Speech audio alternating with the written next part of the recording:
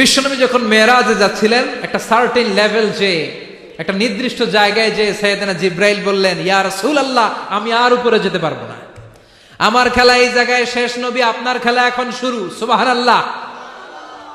ও নবী, এই জায়গার নাম সিদরাতুল মুনতাহা, এটা সীমান্ত বৃক্ষ, এটা হচ্ছে বর্ডার এরিয়া। কি এরিয়া? এটা হলো বর্ডার এরিয়া, এখানে আমার খেলা শেষ। আজীবন আমি এই জায়গায় এসে কান পেতে আল্লাহর অর্ডার শুনেছি, আর ওই অর্ডার তামিল করার জন্য দুনিয়াতে নেমেছি। আমি জিব্রাইলের উপরে যদি 1 ইঞ্চি উপরে ওঠার চেষ্টা করি, আমার শত শত পাখাগুলোকে জ্বালিয়ে ছাই করে দিবে কে? সাইয়েদনা জিব্রাইল আর উপরে যেতে পারে নাই। যেখানে সাইয়েদনা জিব্রাইলের খেলা শেষ, ওইখানে বিশ্বনবীর খেলা শুরু হয়েছিল। কোন সুবহানাল্লাহ। তার মানে মানুষ যখন উপরে ওঠে, এত উপরে উঠে যায়, ফেরেশতাদেরকেও হার মানিয়ে ফেরেশতাদের উপরে চলে যায়। আবার মানুষ যখন নিচে নামতে শুরু করে, শয়তানকেও হার মানিয়ে নিচে চলে যায়। ঠিক কিনা? তার মানে হাইয়ার হলে সব দিক দিয়ে হাইয়ার, হাইয়েস্ট তো অল ক্রাইটেরিয়াতে সে হাইয়েস্ট, লোয়েস্ট তো অল ক্রাইটেরিয়াতে সে লোয়েস্ট। মানুষ ভালো হলে এর চেয়ে ভালো আর হয় না, মানুষ খারাপ হলে তার চাইতে খারাপ আর হয় না। এজন্য আল্লাহ বললেন, সুম্মা রাদাদনাহু আসফালা সাফিলিন। মানুষকে যেমনি আমি সুন্দর আকৃতি দিয়ে তৈরি করেছি, আবার ওই মানুষকে আমি আল্লাহ নিম্নগামী করেছি। যেটা উপরে ওঠে ওইটা আবার নিচেও নামা লাগে। ঠিক কিনা? কোন তাফসীরে মুফাসসিরিনে ইকরাম বলেছেন, আসফালা সাফিলিন দিয়ে বার্ধক্যকে বোঝানো হয়েছে। যৌবনে মানুষের চেহারার সৌন্দর্য বেড়ে যায়। যৌবন যখন ঠিকড়ে পড়ে, একজন তাগড়া যুবক, তার চেহারার মধ্যে যে সৌন্দর্য, ওই ছেলেটাই যখন বুড়ো হয়ে যায়, তার চেহারার দিকে কেউ তাকাতে চায় না। রং ধরা যৌবন জং ধরে নাই, জং ধরে শেষ। ঠিক কিনা? আবার কোন মুফাসসির বলেছে, না, এটা নৈতিক অধপতন। সুম্মা রাদাদনাহু আসফালা সাফিলিন। মানুষ যখন নিম্নগামী হয়, সবচেয়ে খারাপ হয়ে যায়।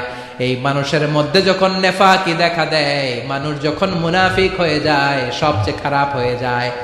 মুনাফিকের চরিত্র যখন একজন মানুষের মধ্যে সে ধারণ করে, নিচে যেতে যেতে এত নিচে সে চলে যায়, শয়তান দেখে অবাক হয়ে যায়। শয়তান দেখে মনে মনে কয়, এইটাই যদি দুনিয়ায় আইবো, আমারে আল্লাহ বানাইছে কেন? কথা বুঝতে পারছেন? মানুষ এত নিচে যায়, শয়তান অবাক হয়ে বলে, এইটাই যদি দুনিয়াতে থাকবে, তো আমি তৈরি হইলাম কেন? আমি শয়তান হইলাম কেন? এজন্য মানুষ ভালো হলে সবচেয়ে ভালো, খারাপ হলে সবচাইতে খারাপ। তার কারণটা কি? মানুষ যখন খারাপ হয়, পশুর চাইতেও খারাপ হয়ে যায়। জোরে বলেন ঠিক কিনা? আমরা বলি না, তুই পশুর চাইতেও অধম। মানবিকতা হারিয়ে যখন মানুষ অন্যায় কাজ করে, তখন আমরা বলি তুই পশুর চাইতেও অধম। ঠিক কিনা? এজন্য বলা হয়, জনসংখ্যা বাড়ছে, মানুষ বাড়ছে না। বাড়ছে জনসংখ্যা, বাড়ছে কি মানুষ? বাড়ছে নাকি? মানুষ নাই। এই দুনিয়া এখন তো আর সেই দুনিয়া নাই। মানুষ নামের মানুষ আছে, দুনিয়া বোঝায়। সেই মানুষের ভিড়ে আমার আসল মানুষ নাই। এই দুনিয়া এখন তো আর সেই দুনিয়া নাই। মানুষ নামের মানুষ আছে, দুনিয়া বোঝায়। সেই মানুষের ভিড়ে আমার আসল মানুষ নাই। আসল মানুষের বড় অভাব। এজন্য বাড়ছে জনসংখ্যা, মানুষ বাড়ছে না। মানুষ যখন খারাপ হয়ে যায়, পশুকেও হার মানায়। আল্লাহ বলে, উলাইকা কাল আনআম বাল হুম আদাল উলাইকা হুমুল গাফিলুন। কারণ একটা সিংহ কখনো আর একটা সিংহকে মারে না। খেয়াল করে বুঝেন, সিংহ কোনোদিন সিংহ মারে নাকি? বাঘ বাঘ মারে নাকি? হাতি কোনোদিন হাতি মারে নাকি? কিন্তু মানুষ মানুষকে মারে। ঠিক কিনা? আওয়াজ করে উত্তর দেন। একটা বাঘ আর একটা বাঘকে 8 টুকরা 10 টুকরা করে নাকি? একটা হাতি আর একটা হাতিকে কোনোদিন 20 টুকরা 14 টুকরা করে নাকি? কিন্তু একটা মানুষ আর একটা মানুষকে 8 টুকরা 14 টুকরা 20 টুকরা করে, ঠিক কিনা? এজন্য আল্লাহ বললেন সুম্মা রাদাদনাহু আসফালা সাফিলিন। মানুষ যখন শ্রেষ্ঠ হয়, মানুষের চাইতে শ্রেষ্ঠ যেমনি কেউ আর হতে পারে না। আবার মানুষ যখন নিকৃষ্ট হয়ে যায়, মানুষের চাইতে নিকৃষ্ট আর কেউ হতে পারে। এজন্য ভালো হওয়ার দরকার আছে না নাই? তার মানে মানুষ যেমনি উপরে ওঠে আবার নিচেও নামতে পারে। মানুষের যেমনি সুযোগ আর সম্ভাবনা বেশি, মানুষের মধ্যে বিপদ খুব বেশি, কিন্তু 2 শ্রেণীর ব্যক্তিকে বিপদ স্পর্শ করে না। কয় শ্রেণী? আরো জোরে বলেন। আল্লাহ বললেন সে 2 শ্রেণী হলো ইল্লাল্লাযীনা আমানু ওয়া আমিলুস সালিহাতি ফালাহুম আজরুন গায়রু মামনুন। যারা ঈমান আনবে আর সৎকর্ম করবে, এক আল্লাহর উপরে যারা বিশ্বাস রাখবে আর যারা দুনিয়াতে নেক আমল করবে, তাদের জন্য প্রতিদান রেখেছে কে? তাদেরকে জান্নাত দেওয়ার জন্য প্রস্তুত হয়ে আছে আল্লাহ। জোরে কোন ঠিক কিনা? ওই জান্নাতে ঢোকার ইচ্ছা আছে না নাই? জান্নাতে যেতে চান তো আপনারা? যেতে চান না কারা কারা? হাত তোলেন তো। জান্নাতে যেতে রাজি আছেন? রাজি আছেন সবাই? আল্লাহ এই দুনিয়াতে তুমি যেমনি আমাদেরকে একত্রিত করলা, জান্নাতের ময়দানেও তুমি আমাদেরকে একত্রিত করে দিও, পড়ে না আমিন। জান্নাতেও যেন আমরা এইভাবে বসে বসে তাফসীরুল কোরআনের ময়দানে থাকতে পারি, তুমি তৌফিক দাও, চিল্লায় পড়ে না আমিন। এজন্য আল্লাহ বললেন বিপদ মুক্ত হতে চাইলে 2টা কাজ করতে হবে। এক হলো ইল্লাল্লাযীনা আমানু, ঈমান আনতে হবে কার উপরে? জোরে বলেন কার উপরে?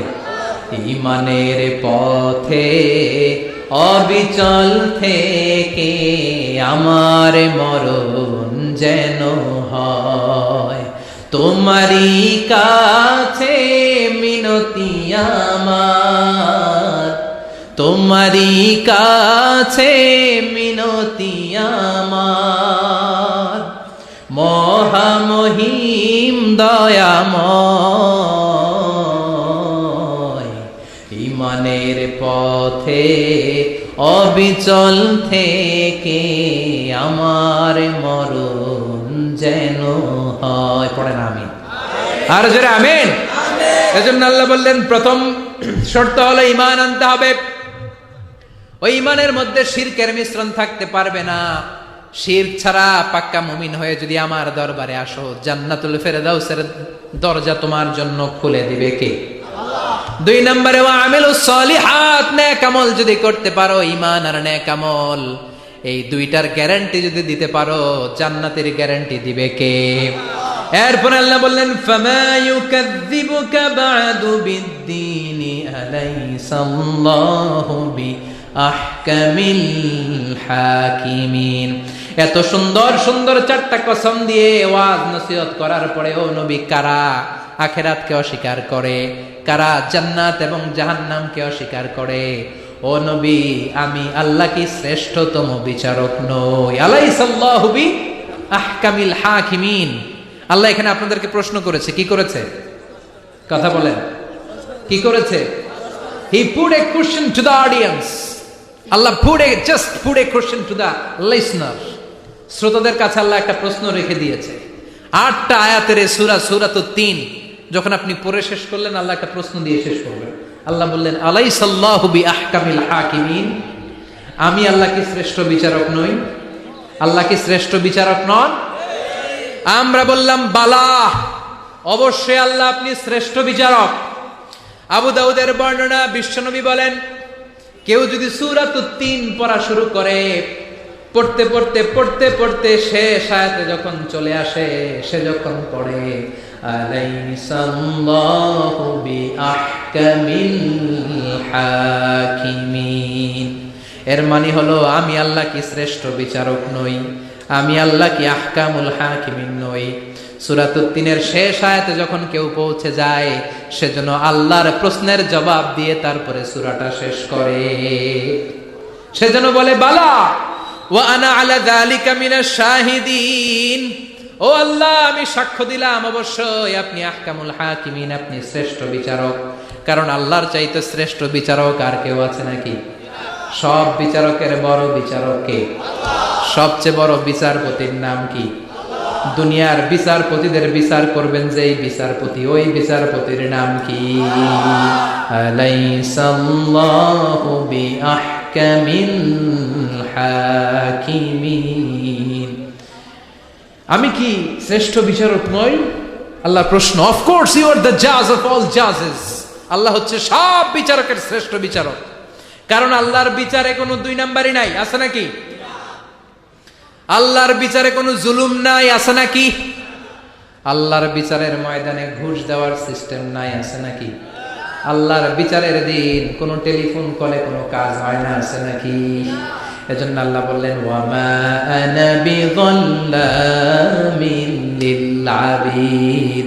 আমার বিচারটা এত স্বচ্ছ বিচার, এত চমৎকার বিচার, এই বিচারে কেউ জুলুমের শিকার হবে না। ফামাই ইয়ামাল মিসকালা যাররাতিন খায়রান ইয়ারা ওয়া মান ইয়ামাল মিসকালা যাররাতিন শাররান ইয়ারা। আমার বিচারটা এমন বিচার, যাররা পরিমাণ ভালো করেছো ওইটাই পাবা, যাররা পরিমাণ খারাপ করেছো সেটাও পাবা। যে যতটুকু করেছো পরিণাম তার ততটুকু। এটাই হলো আল্লাহর বিচার, ঠিক কিনা?